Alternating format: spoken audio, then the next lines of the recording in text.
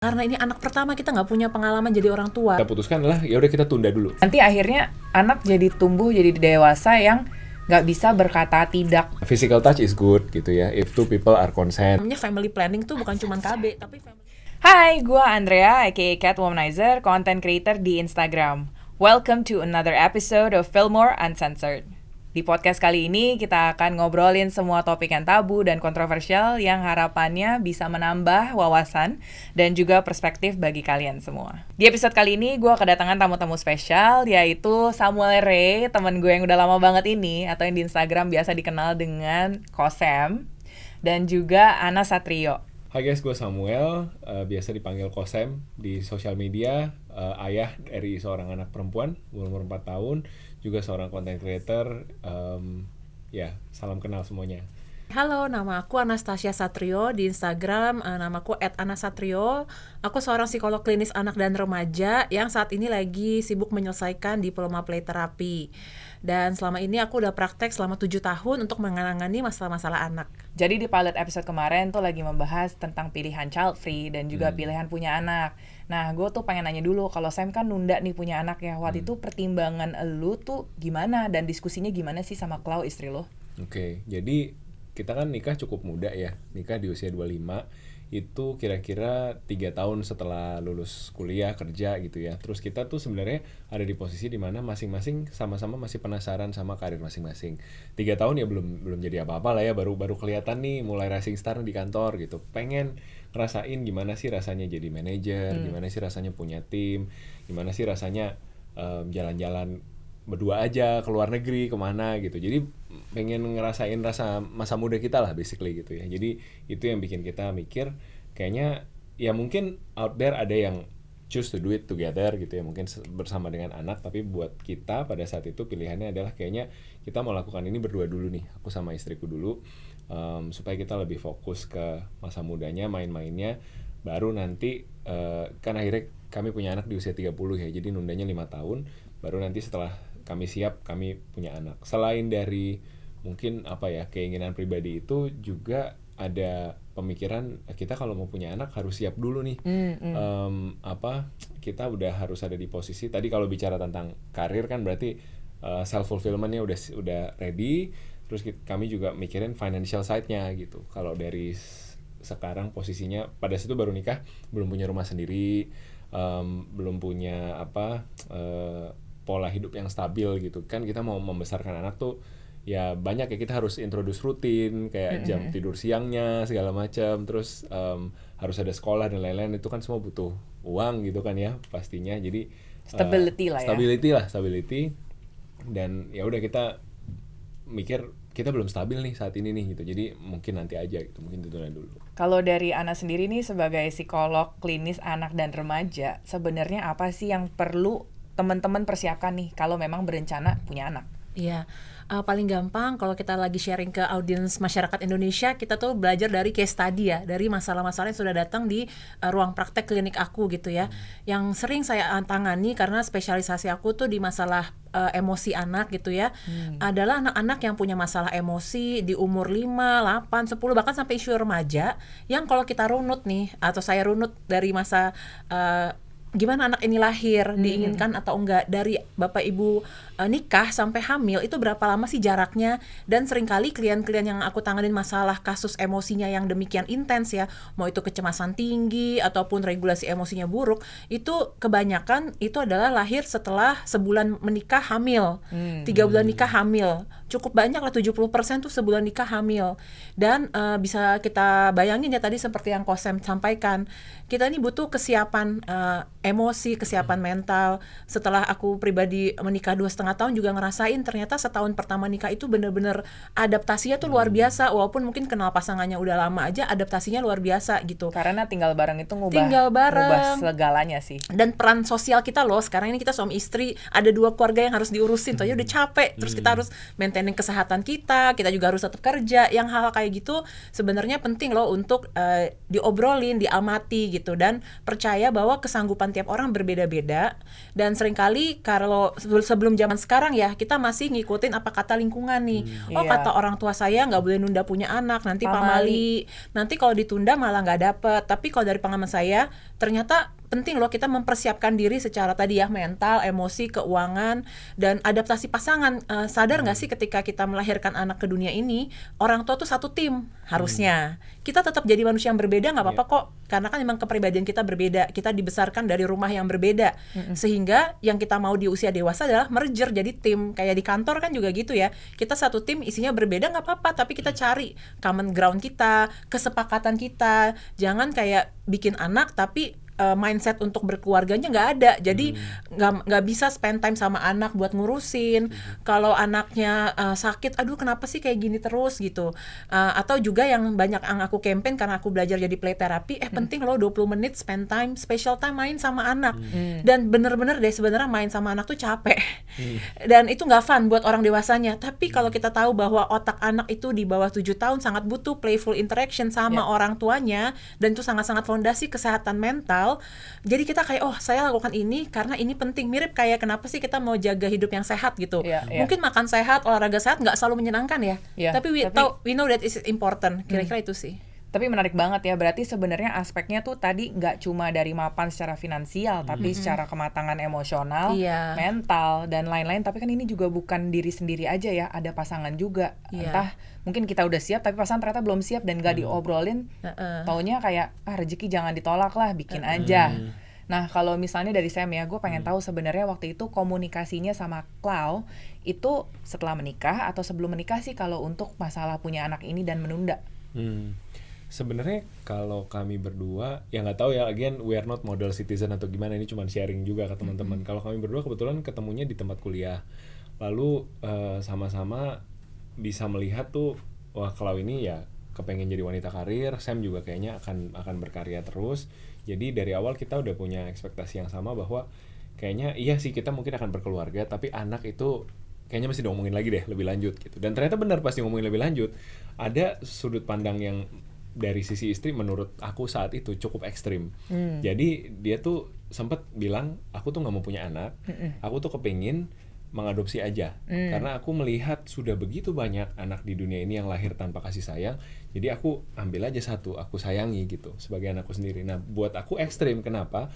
Karena buat aku, ya apa yang terjadi dengan dunia bukan masalah kamu dong sebagai manusia, gitu. Kamu juga salah satu citizen of the world yang ya udah berhak mengejar kebahagiaanmu sendiri gitu. Kenapa harus jadi ngurusin orang lain? Karena aku ngeliat nih salah satu traits yang aku suka juga sebenarnya dari istriku adalah orangnya seneng care for other gitu. Jadi kalau makan bareng, generous lah, dia pasti makan paling terakhir. Jadi dia pasti ngambilin orang dulu, baru dia duduk makan terakhir. Nah, jadi ada sudut pandang seperti itu yang akhirnya kita harus bahas gitu. Oke, kamu merasa seperti itu, tapi aku kurang setuju karena begini gitu. Tapi yang ya kita nggak selesai dalam satu sitting, pastinya nggak selesai dalam satu kali ngobrol gitu. Itu bertahun-tahun diskusi itu berlanjut, bahkan kayaknya sampai masuk ke pernikahan juga ya belum settle gimana gitu. Mulai dia mulai bisa pahami sudut pandang aku bahwa oh ya Sam pengen punya anaknya sendiri, aku juga bisa pahami sudut pandang dia. Tapi akhirnya sampai kita masuk ke pernikahan pun yang kita putuskan adalah ya udah kita tunda dulu gitu. Kita tunda dulu karena kita ya tadi itu mau ngejar mimpi kita segala macam. Baru di umur 30 itu udah mulai sayup-sayup gitu. Ambisi untuk ngadopsi anak orang tuh dari istri udah mulai sayup-sayup karena dia juga fokus sama karirnya. Akunya juga ya tadinya menggebu-gebu gitu, pengen cepet-cepet punya anak, juga jadi lebih slow down gitu ya, lebih oh aku juga udah punya my own thing sekarang. Umur 30 kita ketemu lagi, maksudnya bahas lagi, dan kita waktu itu justru triggernya adalah pandangan masyarakat bahwa umur 30 nih udah barrier usia nih, bentar lagi susah nih buat perempuan katanya gitu kan ya.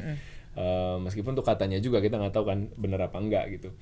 Akhirnya kita bilang udah umur 30, yuk kalau kita mau punya anak, mau nih sekarang, kalau enggak ya udah nggak gimana gitu. Kita bicarakan, akhirnya kita putuskan berdua, ya udah kita lepas saja kontrasepsi gitu. Kami kondom biasa gitu ya, jadi lepas saja kontrasepsi. Kalau jadi dari Tuhan gitu ya, kalau enggak ya udah gitu. Dan akhirnya jadilah gitu satu putri gitu. Jadi memang setuju banget, nggak gampang, komunikasinya nggak gampang, dan perlu kita dari sisi, aku ngelihat dari sebagai laki-laki juga kan dibesarkan juga dengan pandangan bahwa kadang sering dibilang laki-laki pemimpin dalam keluarga, punya otoritas terakhir di laki-laki gitu. Sebenarnya nggak harus gitu. Partnership dan sama-sama punya sudut pandang yang sama-sama bisa dihargai. Jadi bukan satu ngalah atau satu menang, tapi kamu datang dari situ, saya datang dari sini, kita ketemunya di sini, ya ini keputusan kita sama-sama, kita take ownership bareng-bareng gitu. Tapi ya susah, panjang proses ngomongnya. Iya, tapi emang menurut gue emang harus dimulai dari diri sendiri dulu. Kita maunya apa, dari situ berani mengkomunikasikan dengan pasangan dan bisa mendengarkan dari sisi pasangan kenapa. Ya nggak sih, dari situ barulah. Makanya menurut gue penting banget untuk ngobrolin dulu sebenarnya sebelum punya anak, bukannya kayak ya udah udahlah, kejadian. atau kayak waduh udah tekdung nih, kok kaget sendiri abis itu, kayak lah kan lu emang nggak tahu tuh kalau sperma ketemu sel telur ya jadi. Gitu. Jadi ya begitulah. Nah tadi gue menarik banget, gue pengen tahu banget nih sebenarnya lebih tentang jaga jarak ini nih. Ini menarik banget. Kalau Sam, setahu gue emang lu merasa udah cukup satu untuk saat ini kan ya, karena ya concernnya banyak macam-macam. Tapi ada banyak orang yang zaman sekarang mungkin itu anaknya ada yang bisa 8, bisa 11, ini hari gini gitu loh, dan gak dipikirin jarak-jaraknya. Sedangkan dalam psikologi sendiri aja gue tahu kayak misalnya posisi lahir kita, firstborn, secondborn, thirdborn, gak usah ngomongin keempat, kelima, dan seterusnya, itu ngaruh dari parenting ke gimana cara kita sama pasangan. Nah kalau dari lu nih ya, yang sering lu ketemui, menurut lu kenapa penting banget dijarakin? Dan jarak yang ideal itu sebenarnya berapa tahun sih? Iya, yang pertama yang sering jadi kasus di ruang praktek sebagai psikolog anak adalah anak pertama. Jadi justru karena ini anak pertama, kita nggak punya pengalaman jadi orang tua, banyak kecemasan tinggi yang kita alamin, apalagi kalau di keluarga udah anak pertama, cucu pertama. Bukan cuma psikologis kita yang berproses loh, nih orang tua ini juga antara menekan atau membantu nih gitu kan. Terus juga secara emosi ya. Jadi kita kalau mau punya anak, kalau sekarang orang banyak bahas kesiapan jadi orang tua, aku setuju banget sih.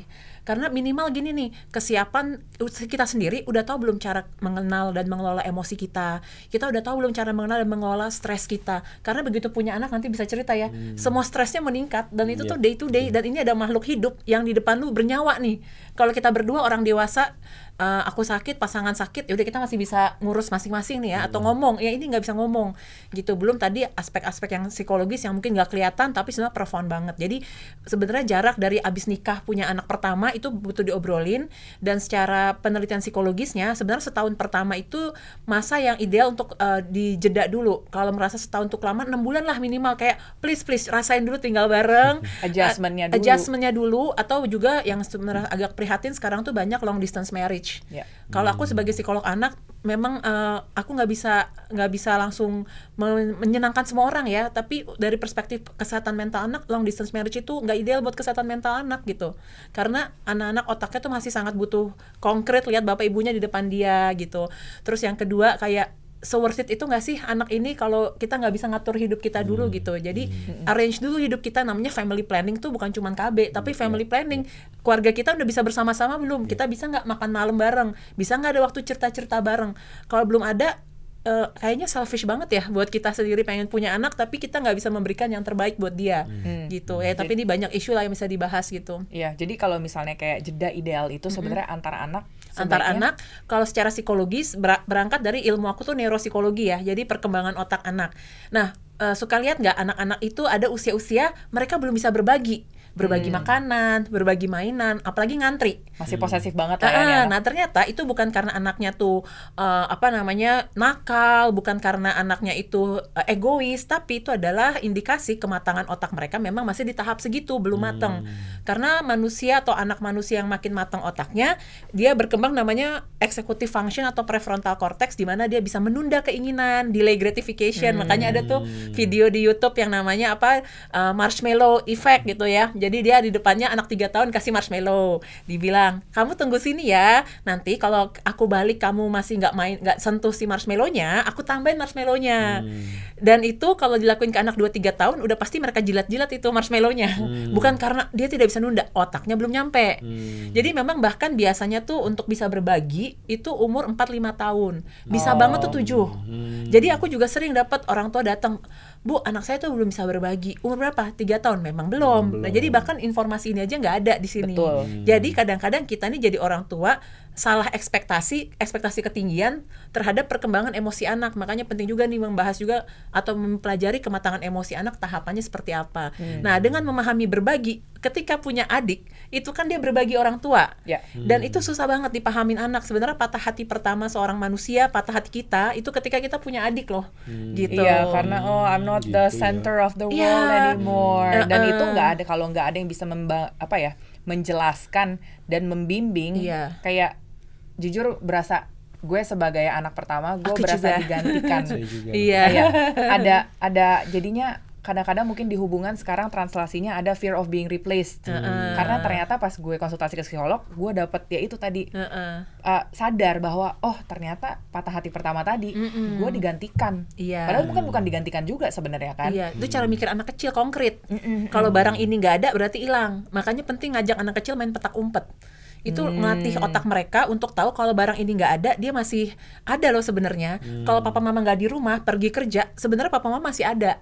Itu Gitu. yang kalau gue pernah lihat di reel di Instagram itu namanya object impermanence iya, ya. Jadi betul. kalau object impermanence kalau kayak di luar ini kalau ya tadi Iya. kalau papanya nggak ada, aduh papa hilang nih ninggalin aku kemana, Iya. aku I'm not safe anymore Iya. gitu. Padahal sebenarnya enggak, papa is still there gitu loh. Cuman nggak kelihatan. Itu yang mesti diajarin ternyata Iya. dari kecil ya sebenarnya ya. Betul. Terus juga transisi. Kita selalu kalau ngomongin kesehatan mental anak, itu isu transisi penting. Jadi punya adik boleh, tapi bagaimana memperkenalkan akan ada adik lahir. Makanya kalau mungkin 2-3 tahun terakhir ini juga banyak yang mengedukasi tentang persiapin punya adik, mempersiapkan anak pertama punya adik. Karena mungkin zaman kita dulu ya udah begitu-begitu aja, atau ya sekarang kamu udah nggak bisa tidur sama mama ya, atau sekarang mama mesti ngurusin adik gitu, kayak hah tiba-tiba. Nah itu loh, segala sesuatu yang tiba-tiba buat otak anak kecil itu chaos di otak. Jadi makanya penting kalau misalnya tadi ya udah diobrolin sama pasangan kapan mau punya anak. Kalau secara psikologis memahami kemampuan otak anak untuk memahami berbagi secara real itu berarti di atas 3 tahun gitu. Cuman kalau di Indonesia nih beda 3 tahun nanti berat bayar uang sekolah. Gitu. Kalau 3 tahun sebenarnya yang berat karena dari nanti Naik SD, SMP, naik SMP, kuliah. SMA, kuliah. Combo. Iya. Iya. Jadi lebih enak tuh 4 tahun ke atas gitu. Tapi ini menarik banget ya kalau ngomongin tentang kebetulan kita semua firstborn di Iya. sini, dan gue tuh kemarin ngeliat sempet sharingnya Rahna Putri, salah satu teman juga, dia kan ibu yang Iya. kontennya parenting juga, dan dia cerita tentang anak pertama dan anak kedua yang itu tadi anak pertamanya akhirnya curhat, nangis Iya. dan sedih karena kayaknya lu juga share deh waktu itu Benar. kayak kok sebagai anak pertama kita harus jagain adik dan juga kok jadi punya tanggung jawab harus ngalah. Jadi anak yang baik juga dapat tuntutan itu. Jadi kok kita tiba-tiba, nah itu tadi mungkin karena kita juga nggak di brief gitu loh. Iya. Tau-taunya kok udah dibebani tanggung jawab yang kita nggak minta sebenarnya gitu. Kalau di gue waktu itu gue ngerasa ya akhirnya kayak I didn't ask for this. Kenapa gue tahu-tahu dituntut ABCD? Padahal gue pun waktu itu masih anak kecil dan belum siap gitu. Tapi kalau di kasus gue sih yang untungnya adalah sekitar umur 20-an nyokap akhirnya mama minta maaf sih sebenarnya. Dia kayak mama mau minta maaf karena waktu itu punya kamu sebenarnya umur 25, masih muda banget, nggak ada role model. Jadi dia tuh emang she was lost. Dia nggak tahu gimana harus parenting yang bener. Karena nggak kayak kita sekarang, kita ada resources di Instagram, mungkin di Internet, TikTok, dan juga mungkin ada psikolog. Jadi penting untuk orang tua juga menyadari sih sebenarnya, dan mungkin dari sisi kita sebagai anak, orang tua tuh is not perfect, and they're only doing their best Iya. with everything that they knew at the Iya. time. Dengan knowledge di zaman itu yang terbatas. Iya. Betul. Mana ada gentle parenting zaman dulu ya. Iya. Jadi gue juga baru belajar yang namanya gentle parenting nih. ternyata justru itu bukan signs of weakness. Kalau kita lihat orang gentle parenting kan, nggak dimarahin, nggak dipukul, gimana jadi orang tuh anak selalu gitu. diapresiasi. Betul. Usahanya. Ini nanti ilmu, dia nggak kuat sama dunia bener, gitu. ini ilmu apa? Kita nggak prepare dia untuk dunia yang keras gitu. Padahal Iya, sebenarnya orang tua kita kan dulu tough love. Iya. betul. Padahal, Generasi baby boomers kan soalnya. lebih susah kan sebenarnya kalau gentle parenting itu, karena kita harus sadar dulu bahwa kita nih sedang marah, apa yang membuat kita marah gitu. Terus kita harus kontrol dulu emosi kita, dan kita harus ingat bahwa ketika kita nggak menunjukkan bahwa kita tuh bisa ngontrol emosi, kita bisa diam, kita bisa berhenti marah, kita nggak bisa tuntut hal yang sama ke anak kita gitu. Kita bilang diam kamu, jangan nangis gitu. Itu di saat itu terjadi, ya gue baca-baca juga ya sambil belajar juga gitu. Kita justru sedang menghambat pertumbuhan emosi anak kita gitu, menghambat cara dia untuk dealing dengan emotional issue-nya gitu kan ya, bener ya. Apalagi kalau saya nggak suka anak saya marah-marah. Tapi itu tadi makanya jadi salah satu kriteria penting dari segi kesehatan mental untuk jadi orang tua. Kitanya udah tahu belum cara mengelola emosi, dan sangat wajar kok. Kita tuh satu generasi dulu nggak ada orang tuanya ngajarin kita menamai emosi, memvalidasi emosi, belajar apresiasi, terima kasih hal kecil sama diri. Now we can learn, karena otak kita itu dari scientificnya tuh otak kita kayak otot. Tadinya kita nggak bisa push up, tadinya kita nggak bisa sit up, nggak bisa lari 10 km. Latihan pelan-pelan juga gitu, lama-lama bisa, as well as emotional muscle di otak kita juga bisa kok dilatih gitu. Iya, dan ngomong-ngomong tentang kesiapan punya anak ini, yang menurut gue masih jarang diomongin adalah sex education sendiri. Karena mungkin bahkan komunikasi untuk mengenai seks antara pasangannya aja nih masih sering terhambat. Apalagi untuk komunikasi pendidikan seksual ke anak. Karena kita pun, gue nggak tahu you guys gimana, tapi ya gue nggak pernah dapat dari orang tua gue obviously, atau dari keluarga. Itu pun dari sekolah, dan yang cuma basic-basic doang. Kalau misalnya dari psikolog sendiri ini gimana? Nah, tahapannya mungkin. Iya, nah kebetulan gue sebagai manusia, sebagai diri sendiri punya privilege sebagai anak yang lahir tahun 90 dapat seks edukasi dari orang tua. Gitu. Tadi bener sih, selain dari sekolah, walaupun itu juga basic, dan waktu SMP tuh terlalu yang diliatin penyakit-penyakit kelamin, jadi selalu fear based dulu zamannya, padahal nggak boleh sex education dengan fear based. Tapi nyokap bokap gue ngajarin tuh di rumah, kayak bilang ini waktu kelas 5 SD dijelasin sel telur dan sperma bertemu. Dan yang menariknya dengan otak 5 SD gue, itu gue masih ingat, bahkan gue tuh nggak bisa mikir kayak itu harus digerakin orang dewasanya. Gue cuma pikir kayak magnet. Itu cara anak kecil berpikir. Jadi kalau orang-orang dewasa, orang-orang tua berpikir ketika kita memberikan pendidikan seks pada anak secara bertahap sesuai tahapan usianya, mereka langsung mikirnya kayak orang dewasa, itu sama sekali enggak. Justru yang bikin mereka berpikir kayak orang dewasa kalau mereka terpapar sama pornografi gitu. Tapi kalau mereka dijelasin baik-baik sama orang tua, ada sel telur sperma bertemu, seperti pelajaran sekolah dulu putik sama benang sari ketemu, atau kalau kamu punya hewan peliharaan di rumah, dia pikir awalnya nempel doang gitu. Bahkan mungkin ada yang nggak kepikir, harus buka baju gitu misalnya. Jadi hal-hal seperti itu tuh bertahap banget sih di otak anak. Nah, setelah gue belajar sebagai psikolog anak, itu dijelasnya juga bertahap, mulai dari yang sekarang mungkin udah orang banyak bahas, dari umur 2-3 tahun, di masa kita memperkenalkan seluruh anggota tubuh, kenalkan juga ada namanya penis dan vagina. Pundak, lutut, kaki. Pundak, lutut, kaki gitu kan. Terus juga kenalkan dengan ini nama ilmiah gitu ya. Kenapa penting pakai nama ilmiah? Karena ya hidung, mata, dan mata. Kenapa? Karena anak itu berpikirnya tuh masih konkret di bawah 7 tahun ya. Konkret tuh dia cuma tahu apa yang dia lihat, dia denger, dia rasa, sensori banget deh. Nah, kalau kita pakai nama vaginanya tuh donat gitu, dompet, terus penisnya dibilang burung, nanti anak-anak tuh bener-bener ada yang bisa nangis ketika lihat ada burung terbang. Karena nanti dia pikir penis dia bisa terbang juga kalau dibilangnya tuh burung. Gitu. Dan dari teman gue juga, Mbak Zoya Amirin, psikolog seksual, itu banyak kasus-kasus pelecehan seksual pada anak yang nggak bisa ketahuan ketika dia taunya aku dompetnya dipegang, atau aku donatnya dipegang, iya, itu atau apa, itu kan gimana mau bikin BAP-nya di kepolisian aja susah sih kayak gitu. Jadi lebih ke penamaannya dulu aja, dan kita perlu latihan kok. Kalau begitu ngomongin atau bahkan menonton ini kamu ada rasa sensasi di tubuh yang nggak nyaman, itu bukan karena apa yang kita obrolin, karena yang kita obrolin netral, tapi pengalaman-pengalaman pemrograman yang ada di otak kamu selama ini tentang pengenalan alat kelamin, pengenalan seksualitas yang mungkin terlalu banyak fear-nya. Jadi kalau nonton ini ke-trigger, silahkan memproses diri dengan lebih jauh gitu. Baru kita bahas soal namanya healthy touch di anak umur 4 tahun. Ada lagunya juga tuh, sentuhan aman. Terus mana yang boleh disentuh, mana yang enggak gitu. Ada kok lagunya di YouTube juga, bahasa Indonesia udah ada, karena ada temen aku namanya Mbak Watik Ideo, dia bikin buku Aku Anak Berani, sebenarnya dia udah jauh lebih lama dari aku edukasi soal seksualitas, udah 10 tahun bikin buku ini. Aku Anak Berani, dibikin permainan ular tangganya, dibikin lagunya, supaya itu benar-benar masuk ke masa anak-anak gitu ya. Gitu. Nah, ini kalau ngomongin tentang anak usia 4 tahun nih ya. Kalau kayak dari Sam sendiri kan Hana itu umur 4 nih. Kalau dari lu Umur sendiri 4. di keluarga lu gimana nih? Ya gue justru pengen banyak tanya nih, cuma mungkin sharing dulu kali ya apa yang gue lakukan di rumah. Bener tadi yang penyebutan penis dan vagina as is gitu ya, kita tidak memberikan nama lain di rumah, itu kami lakukan. Terus mungkin yang kami coba your body is yours gitu, your body is belongs to you, dan ini juga kami coba komunikasikan dengan bahasa dia gitu. Dia tuh suka baca buku yang ada gambarnya. Nah, penting banget punya resources kayak buku atau ngomong dengan bahasa dia ke dia gitu. Jadi aku punya habit di rumah baca buku cerita sebelum tidur siang. Nah, ini ada satu buku Your Body Belongs to You. Dia suka banget baca buku ini, suka dibacain gitu. Jadi di situ jelasin it's okay kalau physical touch is good gitu ya, if two people are consent gitu. Consent tuh jelasin ke anak-anak juga kan susah gitu kan.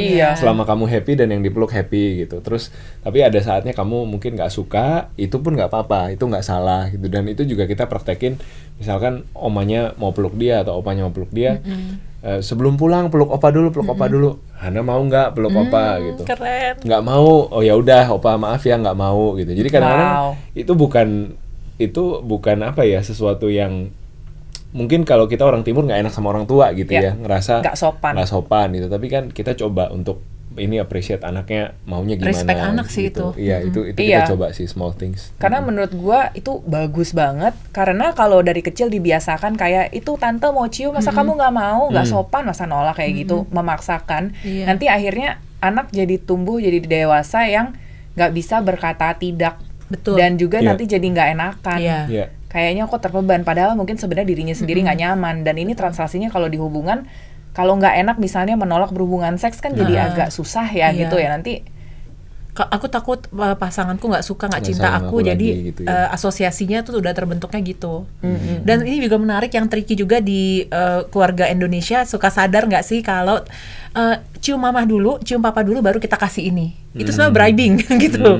Tapi kita pikir sesuatu yang udah terjadi tradisi turun-menurun, kita pikir adalah kebenaran. Ternyata bukan. Makanya mesti update knowledge nih otak kita ya, kayak komputer dan HP di-update software-nya, otak kita juga knowledge-nya mesti di-upgrade. Jadi kalau kita biasa dari kecil menggunakan sentuhan fisik ke anak, pelukan, ciuman itu untuk dia ngelakuin, mendapatkan sesuatu dari kita, nanti dia terbiasa, oh sama pasangan aku di masa remaja akhir atau dewasa akan kayak gini juga. Jadinya transaksional. Takutnya kayak misalnya banyak kejadian di followers juga, aku sudah memberikan keperawanan aku, akhirnya masa merasa nggak cinta sama aku gitu ya. Dan dia jadi mengasosiasikan bahwa seks sama dengan cinta, padahal seks itu tidak sama dengan cinta dan tidak bisa digunakan sebagai alat tukar.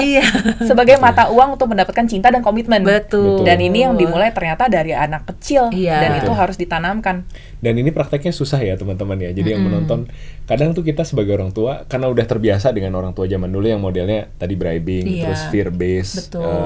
Fear based anak tuh dipaksa buat kalau peluk dan kamu cium. nggak ini, kamu tidur di luar. Kalau kamu nggak ini, kamu nggak ada makan malam, kamu nggak ada nonton TV gitu. Itu kan kalau gentle parenting sekarang nggak boleh ya katanya ya. Artinya anak tuh harus dibawa untuk bisa reasoning. Nah, coba reasoning sama anak umur 3 tahun. Coba rasakan sendiri gitu. Itu susahnya luar biasa. Untuk bikin dia fokus lihat sama kita juga itu udah susah gitu. Jadi benar tadi yang kita set di awal gitu ya, untuk punya anak it's not laughing matter, bukan laughing matter. It's not an easy journey. Jadi buat teman-teman yang lagi mikir-mikir ya, think about this untuk semua implikasinya, gaya parenting yang harus dipelajari gitu ya. Karena nggak hanya punya anak terus selesai, tapi kita juga sebagai parent day to day itu juga kita mesti growing sama anak kita gitu. Kita juga harus belajar, kita harus tumbuh juga jadi manusia gitu. Gue mau nanya nih, jadi kan interaksi di sekolah ya, anak gue udah mulai daycare, udah ketemu anak-anak lain gitu.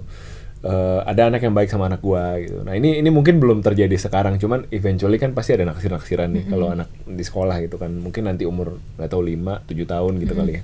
Nah ini nyikapinnya gimana sih sebagai orang tua? Iya, jadi menariknya perilaku anak tuh netral, yang bikin kesimpulan naksir tuh di otak kita gitu. Salah satu hal penting yang gue pelajari dari ambil sertifikasi, belajar kuliah lagi play therapy, itu adalah kita dilatih sebagai orang dewasa untuk benar-benar observe anak dan hanya menyampaikan ke anak yang kita lihat.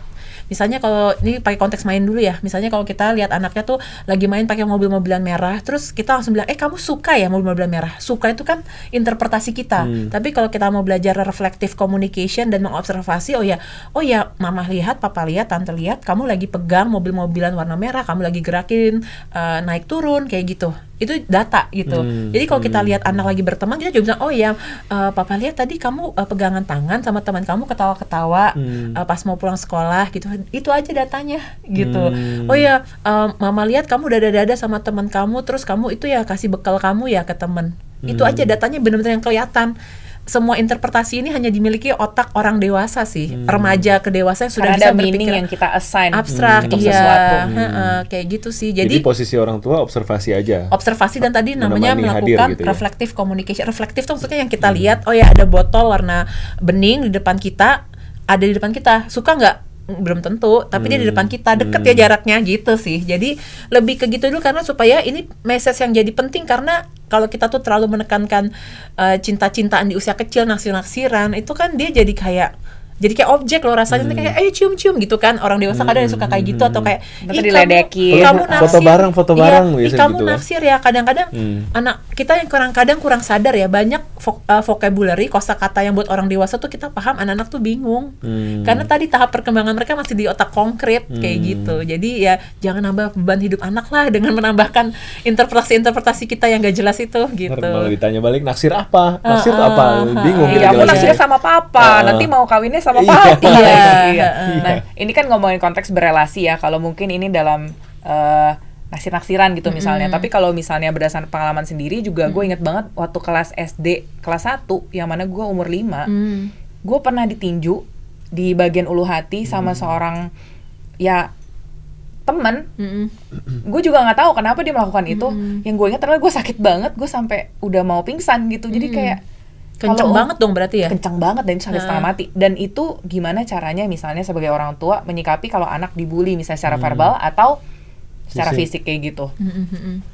Kalau dibully di sekolah tuh sebenarnya ranahnya psikolog pendidikan, dan gue banyak ngobrol sama teman gue psikolog pendidikan. Masalah bullying itu kompleks, itu sistemik gitu. Karena banyak juga kalau di komen-komen di Instagram gue, banyak orang tua yang udah sadar soal bullying, tapi mereka sering bilang sekolahnya nggak ngelakuin apa-apa. Tapi sekolah kenapa nggak ngelakuin? Ya mungkin mereka banyak urusan administrasi dan hal lain yang itu kayak urgent lah buat mereka gitu. Jadi kalau terjadi bullying, tapi kalau ini gue bicara untuk orang tua, kayak kita yang perlu jadi shelter pelindung anak sih. Anak-anak ini kan lahir ke dunia ini nggak tahu apa jadi hak dan kewajiban mereka. Kita yang harus jadi advokat mereka gitu. Jadi di tengah dunia yang nggak memperjuangkan mental health anak ini, kita yang harus maju ke sekolah sih gitu. Ya jadi safe haven dong orang tua ya sebenarnya. Dan gimana supaya anak nggak ngelakuin bully? Jadi sebenarnya tuh gampang banget. Emosi itu adalah energy in motion, energi yang bergerak. Apapun yang dilakukan anak di rumah, di sekolah, itu adalah hasil dari rumah. Demikian juga apa yang dia alami di sekolah akan ada di bawah rumah. Ngeceknya gampang kalau jadi psikolog anak mah gitu. Jadi misalnya dia anaknya tuh pelaku di sekolah gitu, suka mukul teman, suka bully, selain kita cek apakah sensorinya udah dioptimalkan. Jangan-jangan dia butuh banyak aktivitas yang dorong-dorong supaya nggak dorong teman. Itu udah dipenuhin. Tapi kok masih agresif banget, kita bisa lihat ya, observasi. Ada anak yang dorongnya tuh kayak dia belum sadar nih tekanannya seberapa, sama yang rage banget gitu, yang kayak aduh seluruh kepahitan dunia mau gua kasih nih ke orang ini, ya kan? Terus kita tinggal tanya, Bapak Ibu boleh tahu nggak kayak apa yang anak ini alamin di rumah? Bapak Ibu kalau sehari-hari di rumah itu kalau negur dia, ngasih tahu dia tuh kayak gimana gitu. Atau pada orang tua yang misalnya banyak tinggi konflik, tinggi KDRT, atau mereka dalam proses perpisahan, segala turbulensi emosi di rumah, anak ini nggak ada yang dampingin, nggak ada yang ajak dia memproses emosi, dia tangkep kayak vacuum cleaner di otaknya, dia keluarin semua kefrustasian dia terhadap emosi-emosi orang dewasa di rumah ke sekolah gitu. Jadi jangan-jangan isunya bullying itu fenomena atas ujung gunung es, jangan-jangan dia banyak menyimpan emosi-emosi yang intens dari pengalaman di rumah gitu. Nah ini balik lagi ke tentang sex education ya, untuk dalam kasus misalnya pelecehan dan juga kekerasan seksual, gimana caranya kita sebagai orang tua mungkin bisa menangkap signs. Kalau misalnya anak nggak berani ngomong, gimana caranya kita bisa mengenali tanda-tanda itu. Tanda-tanda apa tuh? Tanda-tanda misalnya anak kita dilecehkan. Iya, atau mungkin oleh seseorang di sekolah. Iya. Nggak gampang kalau kita nggak punya interaksi yang tiap hari sama anak.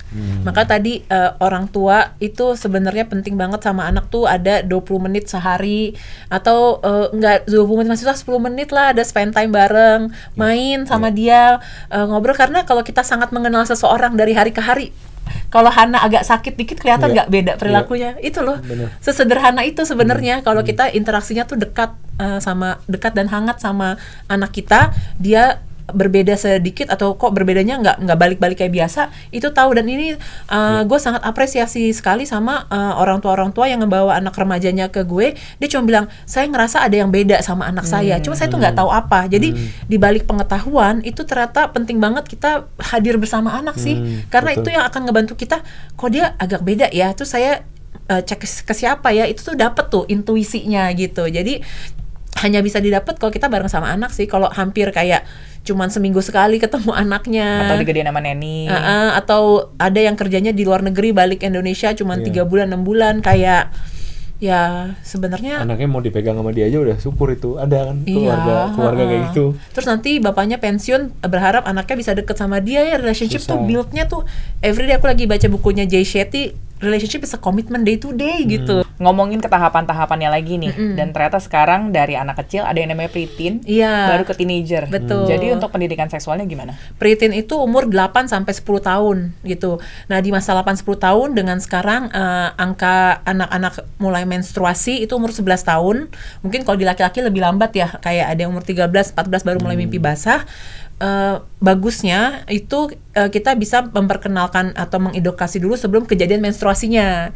Jadi siapa di sini yang udah dapat edukasi menstruasi itu gimana membersihkan diri pakai pembalut sebelum kejadian, atau tiba-tiba dia freaking out, aku mau mati, kenapa keluar darah, itu menstruasi. Itu kan beda banget loh di sistem otaknya anak ya, antara dipersiapin kayak kalau dari pengalaman pribadi gue kayak 2 tahun sebelum gue menstruasi tuh udah mulai dijelasin gitu. Jadi pas kejadian menstruasi di sekolah, nyokap gue lagi kerja keluar kota, nggak panik karena udah itu aja masih ada deg-degan gemeterannya, tapi udah disiapin gimana yang nggak disiapin gitu. Jadi menjelaskan menstruasi itu ada sel telur yang luruh ketika tidak jadi anak, terus sehingga dia keluarnya sebagai darah gitu. Juga prinsip menjelaskan higienitas, terus juga penting makanan-makanan bernutrisi ya buat anak-anak gitu, karena makanan sekarang makin banyak gulanya, tepungnya, dan itu mempengaruhi hormon. Kalau hormon terpengaruh, moodnya anak, mental health-nya juga kena kayak gitu. Terus juga menjelaskan mimpi basah, bahwa nanti akan ada masa di mana kamu mimpinya mimpi yang enak. Mimpi enak tuh random loh di anak-anak gitu, tapi nanti pas bangun pagi itu akan keluar cairan putih di penis kamu, tapi itu bukan pipis, bukan pesing, karena bisa dicium nih, baunya beda dan itu lebih kental.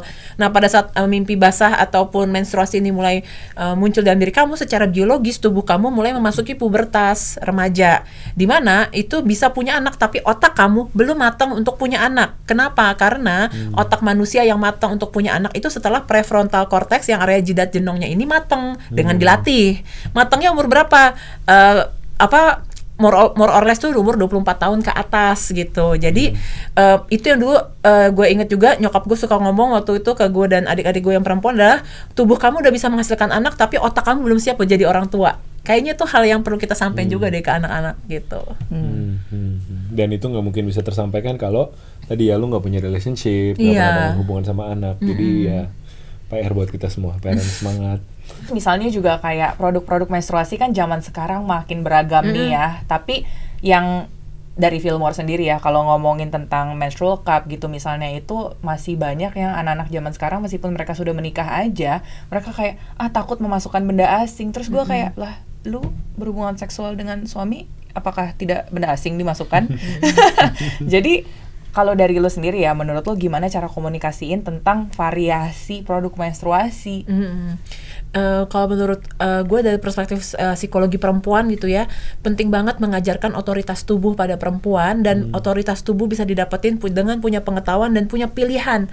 Choices tuh penting banget gitu, keep the choices open. Jadi nggak kayak aduh kita cuman bisa pakai pembalut padahal iritasi gitu kan. Jadi kayak oh ya sekarang udah ada tampon, ada menstrual cup, jadi itu perlu diperkenalkan sehingga setiap orang boleh memilih mana yang paling nyaman buat dia sih gitu. Nah, tadi kan kita ngomongin kebersihan ya, kebersihan anak. Kalau gue pribadi sih, ya dia udah mulai bisa bersihin diri sendiri gitu, karena umur udah gede, terus juga di daycare dia cukup mandiri. Jadi kalau dari rumah sih biasa gue bawain tisu. Nah kalau sebenarnya ada nggak sih yang perlu gue lebih perhatiin ya ke depannya gitu untuk kebersihan anak perempuan gitu kan? Iya, kalau dari gue biasanya kalau nggak ada akses ke air bersih, anak perempuan atau mungkin kita juga ya, itu bisa pakai wet wipes sebenarnya. Cuma mungkin wet wipes yang beredar di kebanyakan ini bikin lengket, terus juga mungkin ada parfumnya dan juga ada alkohol yang bisa bikin iritasi sebenarnya. Jadi gue tuh ada dari Fillmore, ada boyfriend wet wipes. Now, tolong minta dong ya. Iya, jadi misalnya boyfriend wet wipes dari Fillmore ini yang no alkohol dan juga no fragrance, dan dia aman banget untuk menjaga kebersihan area kewanitaan tanpa bikin lengket juga. Tadi kan kita udah nanya nih naksir-naksiran nih gitu ya. Kalau misalkan umur 5-7 tahun ya mungkin kita bisa observasi dan ya mungkin nanti juga lewat gitu ya, it's just a phase gitu ya. Tapi masuk ke teenager, terus mungkin ya apa ya istilahnya dewasa muda gitu ya. Itu gimana kita nyikapin ketika anak kita mulai punya pacar, apa namanya, mulai mungkin ya suka, terus jalan bareng pasangannya dan lain sebagainya gitu. Kita nyikapinnya gimana sih gitu sebagai orang tua? Menariknya sebenarnya kalau kita cukup dekat sama anak itu bertahap kok tahapannya gitu. Jadi aku punya pengalaman dampingin anak-anak yang dari umur 9 tahun sampai sekarang 14 tahun gitu ya, laki-laki yang dari yang tadi ya dia mulai suka, mulai dia membentuk konsep maskulinitasnya dia, oh kalau cowok tuh cool jalannya kayak gini, gayanya gini gitu. Tapi aku masih suka main ayunan gitu. Jadi di masa-masa itu preteen dan pubernya kayak gitu, terus masuk usia SMP atau SMA dia mulai kayak aku kok rasanya kayak ada berdesir atau kayak something jolt in me kalau lihat cewek ini gitu. Jadi dari sensasi tubuh sih. Dan kalau kita hubungannya cukup deket kan jadi ngobrol ya. Terus mungkin dia akan nanya dulu, jadi anak-anak SMP itu lagi akan suka banget ngorek-ngorek hidup orang tuanya di umur mereka. Dulu waktu mama SMP, waktu papa SMP itu gimana? Pinter nggak sekolahnya? Bahkan ada yang nyari rapotnya. Termasuk akan nanya, dulu suka sama cewek kayak gimana? Suka sama cowok kayak gimana? Kenapa bisa kayak gini? Jadi itu kan kenapa sih jadi orang tua juga apa ya, buat aku tuh spiritual journey ya. Karena kita juga harus memproses diri kita nih. Kita gimana lu pengen anak lu bagus kalau kita nggak memproses diri juga, dan hal-hal yang kita dulu alamin memang kita perlu ceritain ke anak kita ya gitu. Dan menurut gue sebenarnya punya anak itu akan, kalau menurut teman-teman gue ya, itu akan nge-trigger trauma-trauma orang tua.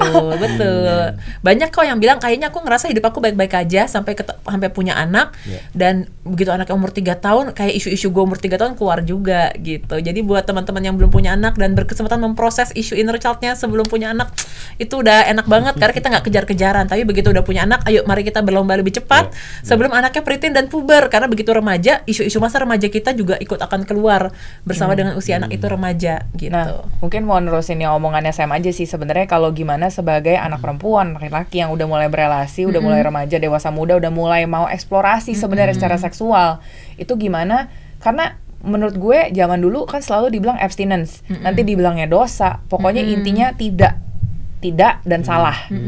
Tapi kan Tuhan marah gitu ya. Iya, tapi dosa. kan kita kan semua punya needs ya, dan ini untuk anak-anak yang ya mungkin follower gue juga masih ada yang muda, dan akhirnya gimana ya, menurut gue kurang dibekali dan akhirnya mengasosiasikan keperawanan misalnya dengan self worth. Yang menurut gue sebenarnya ini bekalnya tuh sebenarnya seperti apa harusnya? Kira-kira tuh usia berapa nih? Anggapannya let's say mungkin anak SMA kali ya, yang masih eksplorasi. Iya tuh SMA tricky banget ya. Kalau dari sejauh pemahaman gue nih sampai tahun bulan Juni 2023 di mana ini dibuat, karena ilmu pengetahuan psikologi ini update terus.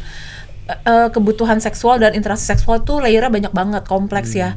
Apakah itu juga ada tadi kebutuhan sensori, pengen dipeluk atau dapat sensasi enak, atau ada kebutuhan emosi, aku tuh dicintai nggak sih gitu. Yang berat kan anak-anak yang besar fatherless, misalnya anak-anak perempuan yang besar fatherless, terus mereka merasa keberhargaan mereka bisa difulfill sama orang lain di luar rumah, bukan sama bapaknya gitu kan.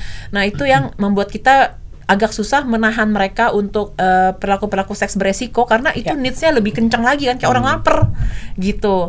Terus daddy issues ya. Daddy issues. Terus habis itu yang kedua juga adalah kalau kamu mau melakukan hubungan seksual itu kan juga banyak banget tahapannya, kayak ada first base, second base, third base. Nah itu tuh kayak kalau hubungannya enak tuh bisa diobrolin, tapi kalau enggak ya banyak orang mencoba sendiri. Dan kalau menurut aku capeknya jadi orang tua di masa anak remaja atau dewasa awal itu adalah kita tuh akan banyak diskusi soal value gitu. Jadi aku juga sebagai psikolog anak dan remaja akan tanya dulu ke orang tua, boleh tahu nggak bapak ibu tuh value-nya dari skala 1 sampai 10 soal seksualitas itu seperti apa, bagaimana Bapak Ibu mengasosiasikan nilai-nilai religiositas, nilai-nilai agama yang dianut apapun agamanya itu seberapa kuat ke diri, karena semua agama di Indonesia yang dihayati dengan sangat kuat pasti mereka against sama eksplorasi seksual. Tapi kalau misalnya udah bisa di tengah-tengah, kayak ya kita sadar semua manusia punya kebutuhan seksual sehingga yang penting dia aman, terus itu safe dan secara normatif masih bisa diterima lingkungan, itu kan udah tengah-tengah tuh.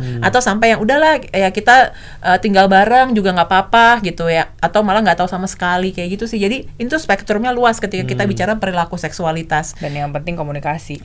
Dan yang bisa kita edukasi menurut aku adalah selain pengenalan emosi adalah keberhargaan diri sih untuk anak remaja. Banget. Kayak kamu misalnya kalau aku ngerasa begitu dulu gue dapat nilai bagus, begitu bisa ikut lomba, ikut presentasi, berharga sehingga nggak terlalu butuh itu di masa-masa umur segitu gitu. Makanya penting untuk cari apa sih yang ngebuat anak ini ngerasa berharga gitu. Sedih banget kan kalau dia malah mencari keberhargaan diri dari perilaku-perilaku seksual yang beresiko gitu sih. Ini kan udah tadi ngomongin tentang gender identity, juga mungkin untuk sexual expression. Iya. Nah, kalau dari segi Bapak nih, dengan yang rame banget di Twitter tentang LGBTQIA, kayaknya enggak deh, mereka udah pisah LGBT yang LGB doang deh malah kayaknya yang masuk ke sekolah-sekolah di Amerika, dan mungkin ini membuat orang tua sini mulai gusar nih. Kalau dari Sam nih, kalau ada concern nggak? Ya ini emang lagi panas ya di Twitter ya, dan tepat banget menurut gue kita ngomongin ini. Kalau di US mungkin lebih terbuka, kalau di sini mungkin nggak seberapa. Tapi basically kan perdebatannya itu terjadi karena orang tua, institusi keluarga itu merasa LGBT community bahkan negara itu mulai ikut-ikut nih ke dalam cara gue membesarkan anak gue gitu. Kira-kira kalau gue ngeliat percakapannya seperti itu. Karena yang diprotes adalah misalkan ada sekolah yang ingin memperingati Pride Day gitu ya di sekolahnya gitu. Terus terjadi bentrok antara yang pro dan kontra. Yang kontra orang tua, ada juga yang pro orang tua juga gitu. Ini seharusnya yang kontra bilang ini tidak seharusnya masuk ke dalam sekolah gitu. Ini biar sesuatu yang ditemukan di dunia orang dewasa gitu ya. Tapi untuk yang pro ya dari sedini mungkin dong diperkenalkan gitu ya. Nah, kalau buat aku sendiri sebagai parent mungkin cenderung moderat kali ya. Jadi kita berusaha tentu ingin dia bertumbuh perkembangannya optimal, jadi yang kita jaga relationship-nya kita tetap buka komunikasi gitu ya, dan aku kontrol sebenarnya, berusaha kontrol media-media yang dia konsumsi. Jadi misalkan kalau nonton YouTube-nya aku airplane mode, terus video-videonya aku download dulu gitu. Atau misalkan udah ada ini ya, udah ada sensornya lah ada ya caranya juga. lah gitu. Terus YouTube-nya bisa mati sendiri kalau udah 20 menit gitu. Jadi ada screen time juga kita kontrol. Tapi misalkan sampai sekarang sih belum ya, aku nggak tahu kapan gitu ya, mungkin akan dia lihat pertama kali itu kok laki-laki sama laki-laki ciuman misalkan gitu, ada yang kayak gitu. Nah belum pernah terjadi sih sampai sekarang, tapi kalau itu terjadi ya mungkin balik lagi aku akan berusaha dari sekarang, aku akan modalin hubungan kami, aku dan dia tuh dengan komunikasi yang terbuka gitu ya, tadi ya tone of voice gitu ya, berusaha nggak judging, tenang, nggak judging, hadir buat dia sebagai parent, dan coba dengar gitu, maksudnya menurut dia ini gimana, dia melihat seperti itu, apa yang dia rasakan. Jadi dialog sih ya, diusahakan jadi dialog sih gitu, karena kita juga nggak mau jadi orang tua yang gatekeeping dia gitu. Aku jadi moral kompas dia bahwa kenapa Hana nggak lakukan ini, karena papa bilang gitu. Itu aku nggak mau sih. Aku kepengennya kalau bisa ya sesabar-sabarnya ngajarin dia untuk dia bisa reasoning sendiri, dia bisa tahu sendiri apa yang dia mau dari hidup dia gitu. Termasuk ya ini orientasi seksual, cara dia memandang komunitas yang mungkin berbeda dari dia gitu. Menurutku itu kalau buat aku yang penting komunikasinya dulu deh gitu, dan kita tetap open her mind gitu. Nah, kalau dari lu sendiri gimana? Nah, soalnya gini, yang gue dengar ada juga, mungkin ini belum sampai ke Indonesia again, tapi kalau kayak di luar negeri gue sempat dengar ada yang umur 9, umur 12, terus mereka kayak merasa jadi outcast di sekolah, terus mau kayak keren gitu, jadi kayak tiba-tiba come out as queer gitu. Sedangkan kalau di sana kan mungkin lebih kayak diselebrasikan, jadi kayak gue keren nih, gue udah nggak dibully lagi nih sekarang, karena kan nggak boleh dibully gitu misalnya. Padahal menurut gue nggak seharusnya seperti itu juga. Iya. Kayak misalnya tiba-tiba pulang ke rumah minta ganti nama, mama aku udah nggak mau pakai nama Andrea lagi, panggil aku Andre, kan gimana ya? Iya, jadi mungkin lu ada tips nggak atau masukan untuk orang tua yang mulai menyikapi nih Iya. isu-isu ini? Iya, sebenarnya kalau untuk orang tua Jakarta itu juga lumayan banyak kok anak remajanya yang bilang aku ngerasa aku queer, aku tuh gender non binary seperti itu. Yang pertama, kita tuh perlu menyadari nih realita hidup tahun 2023 dan 5 tahun ke depan aja kita nggak tahu apa. Jadi kita nggak boleh denial sih. Kalau kita masih denial, kita nggak bisa bergerak bersama-sama tadi untuk membuka ruang diskusi. Termasuk ruang diskusi bahwa mama tuh sebenarnya nggak tahu ini apaan. Aku cari tahu dulu ya. Atau kalau anaknya udah umur 10-11 tahun ke atas, kita googling, kita baca bareng-bareng gitu.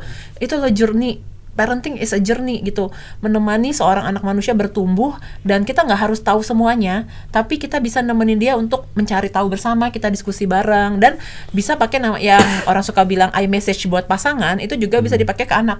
iMessage adalah kalau buat mama sih, mama lebih suka kamu berpasangannya tuh laki-laki dengan perempuan laki-laki, tapi kalau nanti dalam perjalanan hidup kamu melihat yang lain, ya nanti kita obrolin lagi kayak gitu. Kalau menurut papa sih di value agama kita tuh kayak gini. Jadi bukan yang harus ya kayak gitu. Dan tadi pas Kosem bilang kayak nggak pengen banget punya anak yang moralnya itu adalah aku nggak ngelakuin ini karena papa ngomong gini. Itu sesuai banget sama teori psikologi, ada namanya moral development dari Kohlberg.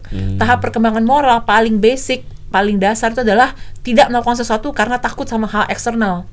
Justru tuh basic banget, dan kayaknya di Indonesia banyak deh kayak gini yang kayak kenapa kamu gak ngelakuin gini, katanya kata agama saya dosa, katanya begini, kata ibu saya bapak gini, tapi internally apa sih? Karena lebih penting kita tuh udah internalize ya gitu. Kalau enggak, makanya di sini baik-baik aja, nanti di luar jadi liar karena compass value-nya belum dalam diri sih. Gitu. Nah, jadi dari perspektif perkembangan otak manusia juga, otak manusia tuh, otak anak remaja masih evolving untuk hal-hal seperti ini tadi sampai umur 24 tahun. Jadi keep the gate open for discussion sih. Begitu mereka jadi manusia dewasa, walaupun anak lahir dari kita, semua keputusan hidup itu tanggung jawab dia loh. Betul. Kita tugasnya nemenin dan mendampingi. Jadi ketika bapak ibu sekarang, orang tua lagi struggling sama anaknya yang ngerasa punya identitas yang berbeda, atau dia suka sama sesama jenis, ataupun dia mempertanyakan hal-hal yang di luar kemampuan kita untuk berpikir, keep discussion open sih, karena realitanya kita hidup bersama-sama. Boundaries yang kita bisa kasih adalah menurut papa mama value keluarga kita begini, yang mama papa tahu adalah begini. Tapi hidup ini kan banyak misterinya ya, nggak semua hal kita bisa tahu sekarang seperti itu. Tapi dari penelitian psikologi dan pengalaman saya di ruang praktek, makin kita tone suara ngobrolnya tuh diskusi, anaknya juga akan makin oh ya kita mau lihat opsinya value saya maupun value mama papa. Tapi makin kita keras, pokoknya harus kayak gini ya, atau kamu pindah sekolah, atau saya asramakan kamu, makin kita keras, makin liar. Ini kan hukum energi ya, gitu. Makin kita tekan di sini kayak dia akan kesini. Jadi mau pilih battle yang kayak gimana, choose your battle wisely. Wah, seru banget ngobrol-ngobrolnya. Thank you banget Kosem dan juga Ana. Semoga buat teman-teman yang mulai mau merencanakan punya anak, ataupun teman-teman yang udah punya anak nih, biar makin melek dan juga bisa jadi orang tua yang hadir untuk anak-anaknya. Sampai ketemu di episode selanjutnya. Bye.